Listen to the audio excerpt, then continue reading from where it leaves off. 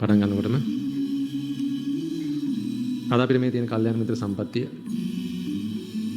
ඔය හැම එකකම expiry date එකක් තියෙනවා.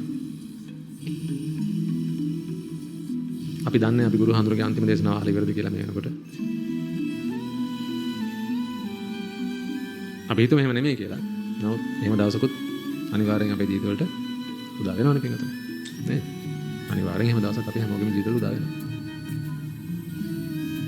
ආන්නේ දාර පින්වතුනි හිතට ගහන පසුතැවීම කියන කාරණාව.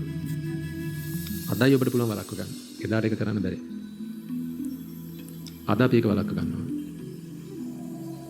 ඒකයි සතික මම ඔබට මතක් කරේ ඔය අම්මයි තාත්තයි කියන දෙන්න ජීවිතුන් අතර ඉන්න කාලේ කරන්න පුළුවන් උපරිමය කරලා පින්න තව ටිකකුත් කරන්න.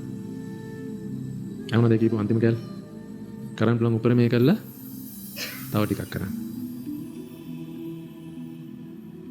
පස්සේ පසුතැවෙන්න වෙනවා. අද ඔබට ගුරු හරුකම් දෙන ගුරුවරු ඉන්න කාලේ ඒ ගුරුවරුන්ගෙන් පින්දුනේ ගන්න පුළුවන් උපරිමය ගන්න. ඒ ගුරුවරු කතා කරන්න පටන් ගත්තාම නිහඬ වහන් ඉන්න මොකද කියන්නේ කියලා. ඔබ කොච්චර දන්නවද? පුළුවන් තරම් උත්සාහ කරන ඇතුළ මියුට් කරන්න. ඇතුළ නිහඬ කරවන්න. තන දෙන්නේ වෙලාවයි ගුරුවරයාට. වෛද්‍යවරයාට එහෙමයි, නීතිඥවරයාට එහෙමයි.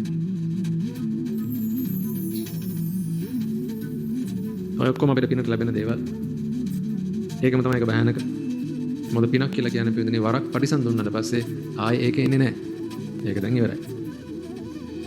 ටැංකිය එකේ වතුර ටික වගේ පින්දුනේ එකම වතුර බින්දුව ඔබට දෙවරක් බොන්න බෑ. නේ? එකම වතුර කට ඔබට දෙවරක් ගිලින්න බෑ. ඒක ආයේ ටැංකියට දාන්න ඕනේ එහෙනම්.